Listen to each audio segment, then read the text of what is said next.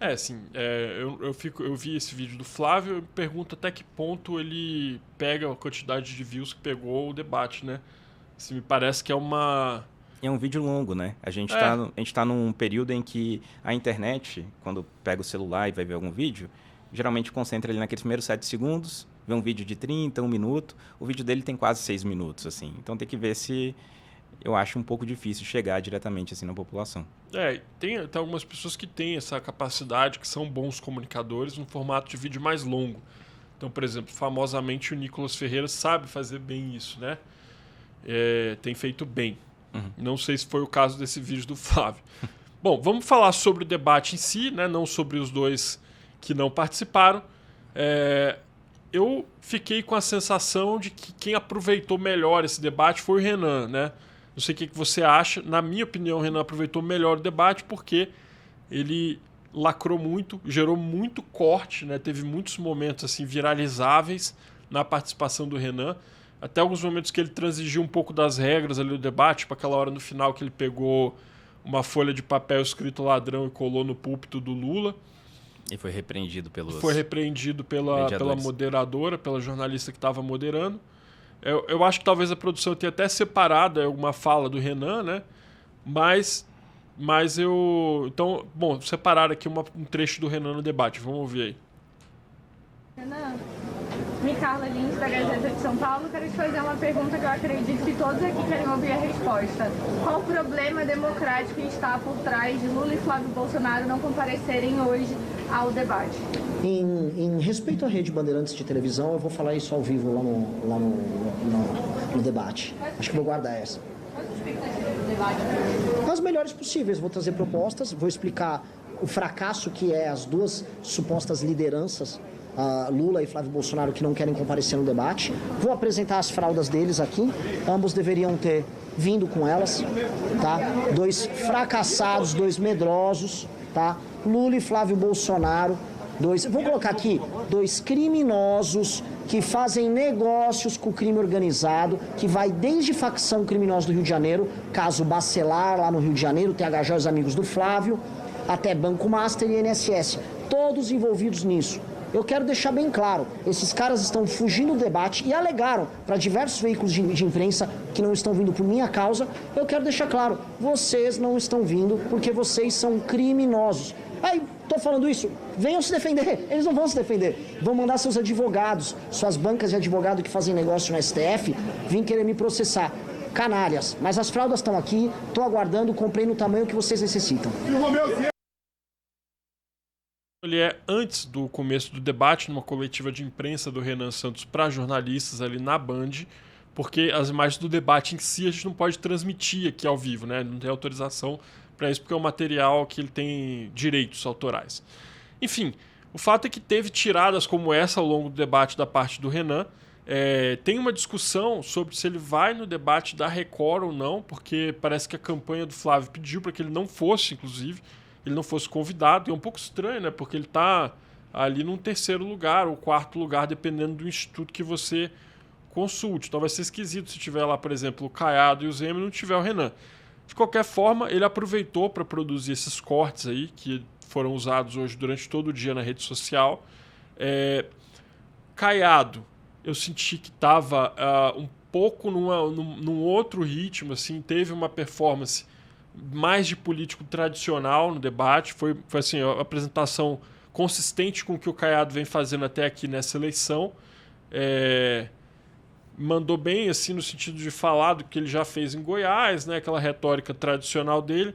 Não sei se ele conseguiu fazer esse tipo de aproveitamento que o Renan fez, de produzir esses clipes, né, viralizáveis de redes, né. E o Augusto Cury, que surpreendeu, porque até então eu nunca tinha ouvido o Augusto Cury, e olha que eu estou cobrindo a eleição, mas não tinha ouvido ele com tanta profundidade. E aí eu acho que ali foi a primeira vez que a gente teve um espaço para realmente ouvir o Cury. Eu senti falta um pouco, Matheus, de propostas da parte do Augusto Cury no sentido de formulação de política pública, assim, de falar, olha, vou fazer uma PEC para tal coisa, vou fazer um projeto para tal coisa. Eu senti que ele meio que Ele reproduziu propostas muito por cima, né? uma coisa meio genérica, assim, que ele trouxe um pouco do que ele faz como palestrante. mas eu não senti que teve assim grandes propostas políticas mesmo específicas como candidato à presidência. O que você achou aí? Mas um único ponto só que eu acho que eu traria para a conversa é que eu acho que o Augusto Cury ele conseguiu pegar um pouco de protagonismo nesse debate. E por que eu falo isso? Assim, as primeiras métricas, principalmente o debate da Band, eles estavam trazendo muitas métricas do Google, e no primeiro momento, basicamente, ele estava disparando nas pesquisas, nas pesquisas do Google, né? Nas buscas. Isso. Por quê? Acho que porque as pessoas não tinham esse conhecimento de que ou ele era candidato ou quem é o Augusto Cury, né? Então, estava tendo muito isso. Acho que um ponto, principalmente do debate, teve um certo embate entre o Renan e o Augusto Cury.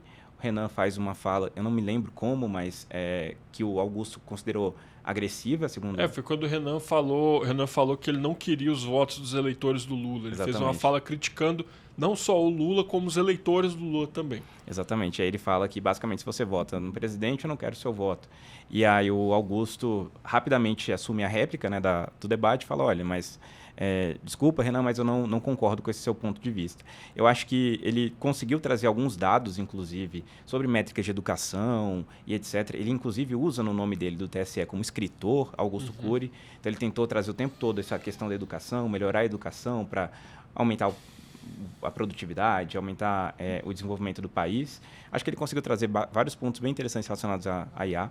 Sobre o candidato Ronaldo Caiado, eu acho que o Ronaldo Caiado, de fato, ele foi aquele político tradicional que a gente espera geralmente num debate, mas eu acredito que para 2026, eu acho que essa não era a pegada que deveria estar ali naquele debate. Eu acho que eu senti um pouco de falta de um pouco mais ânimo. Assim, ele estava falando num tom muito mais leve. Talvez tenha sido até a estratégia da campanha. Acho que a gente pode ver isso, inclusive, nos próximos debates. Porque o Renan subia bastante o tom, o Augusto trazia num tom entre ele e o Caiado, mas o Caiado estava num tom totalmente morno, sereno. Pode ter sido uma estratégia de campanha. Acho que a gente vai precisar ver os outros debates para analisar. E do ponto de vista do Renan, eu acho que, de fato, ele conseguiu chamar a atenção. E para um candidato que é de um partido que acaba de surgir, que não tem um deputado, né? Mas porque Kim Kataguiri por conta da mudança da janela partidária, mas que não tem representação ainda, não tem fundo partidário, não tem espaço de TV. Eu acho que ele conseguiu aproveitar de fato aquele 1 minuto e 1h30, né, de debate, basicamente, para expor suas opiniões, para expor alguns pontos sobre o seu plano de governo, mas acho que mais do que isso, ele conseguiu se contrapor todo o tempo, tanto a Lula quanto a Bolsonaro. Eu acho que isso é uma coisa muito difícil que a gente tem visto, principalmente quando a gente pensa, sobre um debate há alguns anos já sobre terceira via, e tem essa dificuldade de sempre falar, olha, eu não sou esse, não sou aquele, eu sou isso aqui. Mas eu acho que o Renan conseguiu trazer, principalmente focado para um público jovem, que é o que a gente já tem visto nas pesquisas, que ele tem crescido, mas acho que ele conseguiu dialogar diretamente com esse público. Mas eu notei que dentro das posições dele ao longo do debate, foram todas, assim, a maior parte, apesar de atacar o Flávio, atacava bastante o presidente, mas acho que é porque quem está na cadeira, né? Quem está na cadeira não tem como não ser atacado. E assim, né, isso surpreendeu, porque assim, teoricamente, para o Renan, né, a estratégia é pegar os votos do Flávio. Então, tipo, ele tem que criticar o Flávio, né, por um lado. Por outro lado, eu acho que ele aproveitou também, porque assim, como o Lula não estava presente para se defender, né, é uma boa para ele mostrar que ele é bem antipetista, porque ele está disputando esse voto antipetista. Então, são vários cálculos, né? Porque ele precisa, são vários cálculos. Ele precisa do voto antipetista, ele precisa, ao mesmo tempo, do voto da direita bolsonarista, a direita que não concorda com a família Bolsonaro, daquela direita tucana, basicamente. Só que, ao mesmo tempo, ele vem para um lado que os tucanos podem olhar, talvez isso aqui seja muito para mim. Então, demais. assim, ele falou que a polícia vai matar como se não houvesse amanhã, né? Vai atirar em vagabundo como se não houvesse amanhã. Então, são várias estratégias que você precisa acompanhar assim, ao longo do debate, mas eu acho que os três candidatos, de fato, assim, acho que o Caiado sentiu, de fato, só um pouco mais sentiu um pouco de falta de energia, mas eu acredito que isso pode ter sido, de fato, uma estratégia da campanha.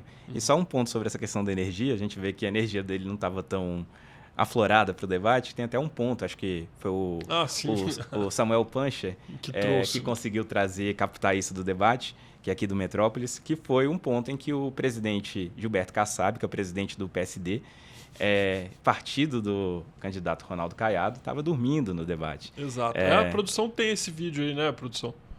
Tá indo pro telão aí pra gente ver. A soneca, a gostosa naninha do Gilberto Kassab, presidente nacional do PSD e vice do Caiado. E o mais engraçado é que foi exatamente no momento que o Caiado estava falando. Acho que isso ficou... Cara, assim, aí você vê a diferença da pessoa que tem cortisol baixo, né, pouco estresse na vida, porque eu não consigo... Eu consigo dormir nem na minha cama direito, quanto mais numa cadeira, né? Então você vê aí a tranquilidade do Gilberto Kassab a ponto dele conseguir dormir. Acordou aí. No debate. E aí depois disso daí o Caiado meteu-lhe um tuitaço também, falando que se ele assumir o governo, que aí você, cidadão, vai poder dormir tranquilo, igual o Gilberto Kassab no debate. Ele basicamente fez do limão uma limonada, que a gente Não, e foi fala, muito né? bom esse tweet. Eu dei gostosas gargalhadas quando eu vi o debate esse tweet do Ronaldo Caiado.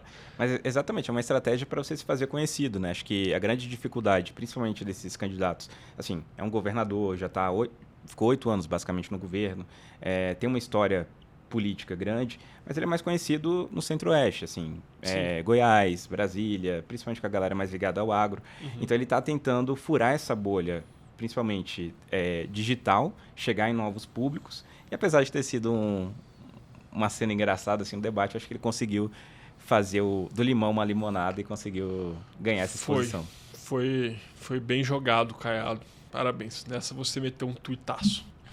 Bom, o que mais que a gente tem para falar? Eu acho que